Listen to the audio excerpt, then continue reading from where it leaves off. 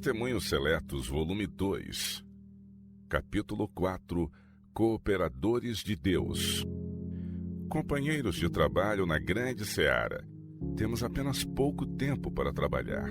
É agora a mais favorável oportunidade que havemos de ter e quão cuidadosamente deve ser empregado cada momento. Tão devotado se achava nosso Redentor à obra de salvar almas, que ele mesmo ansiava por seu batismo de sangue. Os apóstolos apanharam o zelo de seu mestre e, firme, constante e zelosamente, saíram a consumar sua grande obra, lutando contra os principados e potestades e contra a maldade espiritual dos ares. Vivemos em um tempo em que é necessário mesmo maior fervor do que nos dias dos apóstolos. Mas entre muitos dos ministros de Cristo, há uma sensação de desassossego, um desejo de imitar o estilo romântico dos reavivalistas modernos, um desejo de fazer algo de grande, de criar sensação, a fim de serem considerados oradores hábeis e ganharem honra e distinção para si mesmos. Se esses pudessem ir ao encontro do perigo para receber a honra prestada aos heróis, empenhar-se-iam na obra com energia inquebrantável.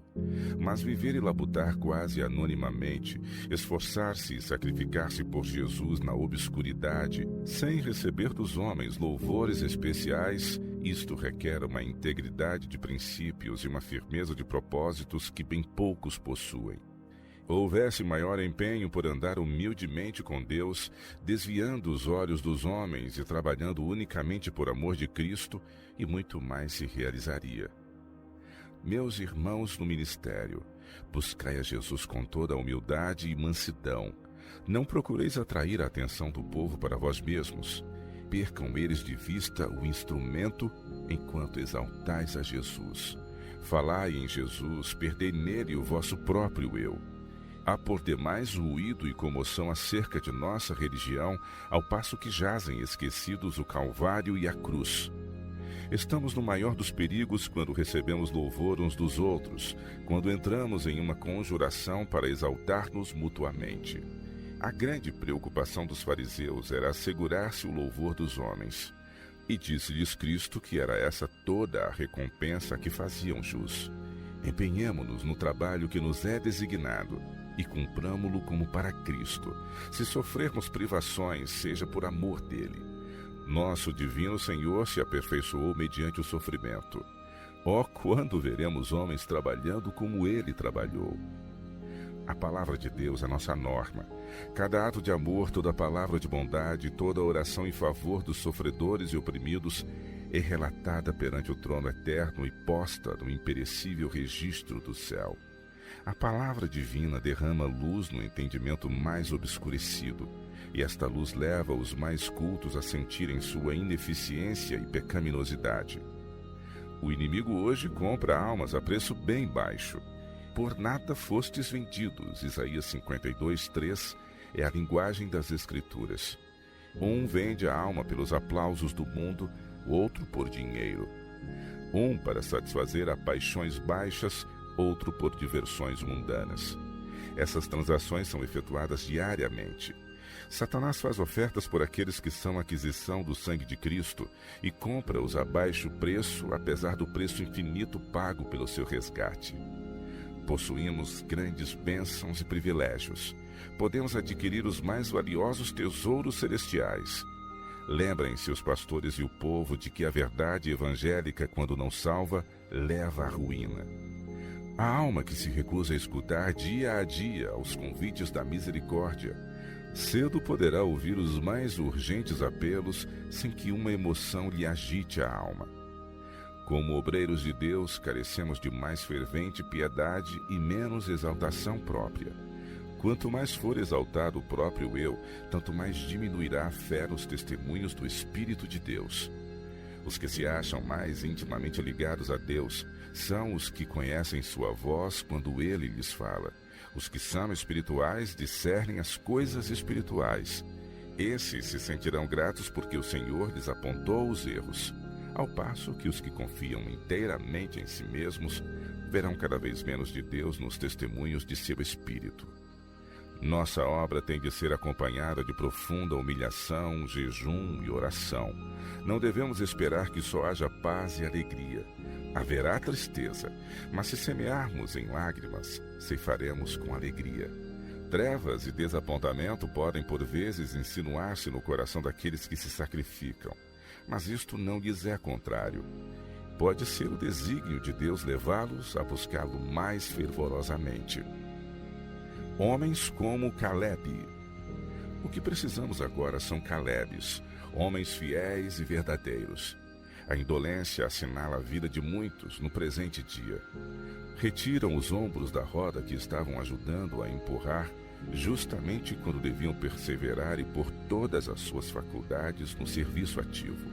Ministro de Cristo, desperta tu que dormes e levanta-te dentre os mortos, e Cristo te esclarecerá. Efésios capítulo 5, verso 14. Vosso trabalho se acha tão impregnado do próprio eu, que Cristo é esquecido. Alguns de vós são por demais animados e lisonjeados. Como nos dias de Noé, há demasiado comer e beber, plantar e construir. O mundo roubou as energias dos servos de Cristo. Irmãos, se quereis vossa religião honrada pelos descrentes, honrai a vós mesmos mediante obras correspondentes, por íntima ligação com Deus e estrita aderência à verdade bíblica, em face de dificuldades e pressão mundana, podereis incutir o espírito da verdade no coração de vossos filhos, de modo que eles trabalharão eficazmente convosco como instrumentos nas mãos de Deus para o bem. Muitos se incapacitam para o trabalho, mental e fisicamente, pelo excesso em comer e pela satisfação de paixões concupiscentes. Fortalecem-se as tendências animais, enquanto a natureza moral e espiritual se debilita. Quando estivermos junto ao grande trono branco, que registro apresentará então a vida de muitos? Então verão o que poderiam ter feito se não tivessem desprezado as faculdades que Deus lhes concedera. Então reconhecerão que alturas de grandeza intelectual poderiam ter atingido se tivessem dado a Deus toda a força mental e física que lhes confiara. Em sua agonia de remorso, ansiarão poder viver de novo toda a sua vida. Apelo para os que professam ser portadores de luz, exemplos ao rebanho, a que se afastem de toda iniquidade. Empregai bem o pequeno remanescente de tempo que vos resta. Tendes aquele forte apego a Deus, aquela consagração ao seu serviço, de modo que vossa religião não vos falte em face da mais terrível perseguição. O profundo amor de Deus tão somente susterá a alma em meio das provas que estão justamente à nossa frente. A abnegação e a cruz são nossa porção. Aceitá-la-emos? Nenhum de nós deve esperar que, quando as últimas grandes provas nos sobrevierem, desenvolvamos então no momento, por causa de nossa necessidade, um espírito de renúncia e patriotismo. Não, absolutamente. Esse espírito tem de ser amalgamado com as nossas experiências diárias e incutido no espírito e coração de nossos filhos, tanto por preceito como pelo exemplo.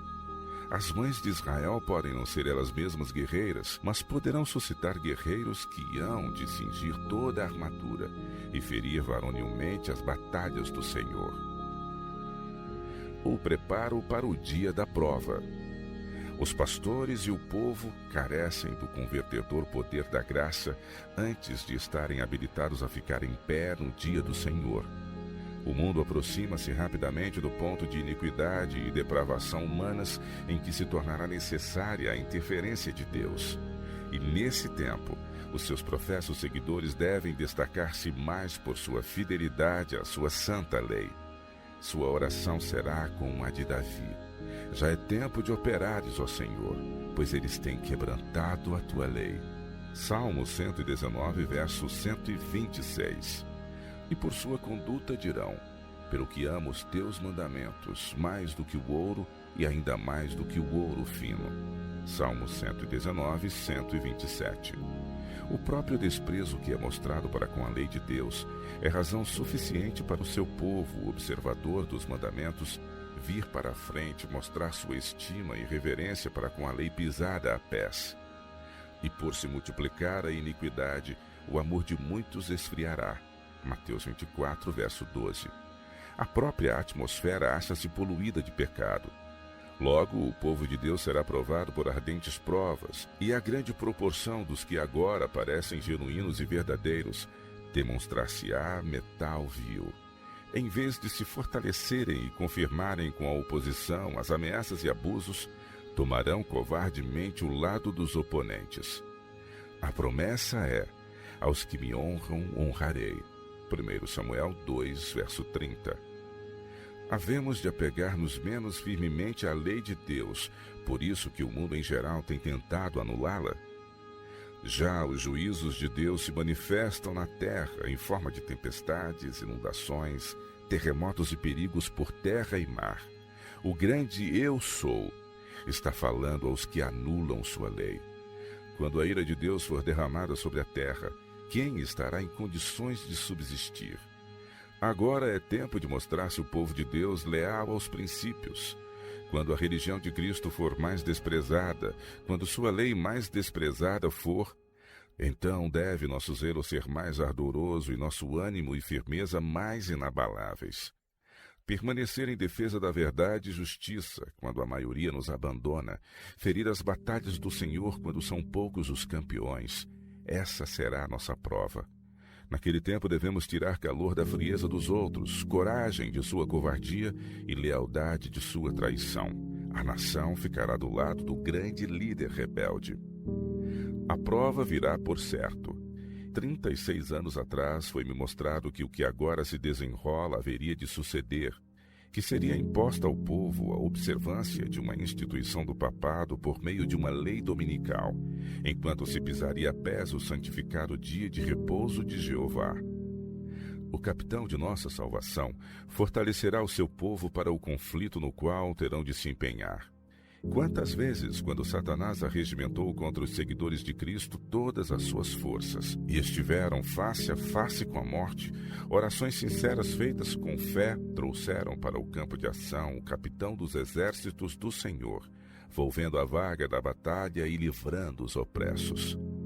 Agora é o tempo em que devemos ligar-nos intimamente a Deus para que sejamos escondidos quando for derramado sobre os filhos dos homens o ímpeto de sua ira. Estamos afastados dos marcos antigos. Voltemos. Se o Senhor for Deus, serviu. Se Baal, serviu. De que lado vos colocareis?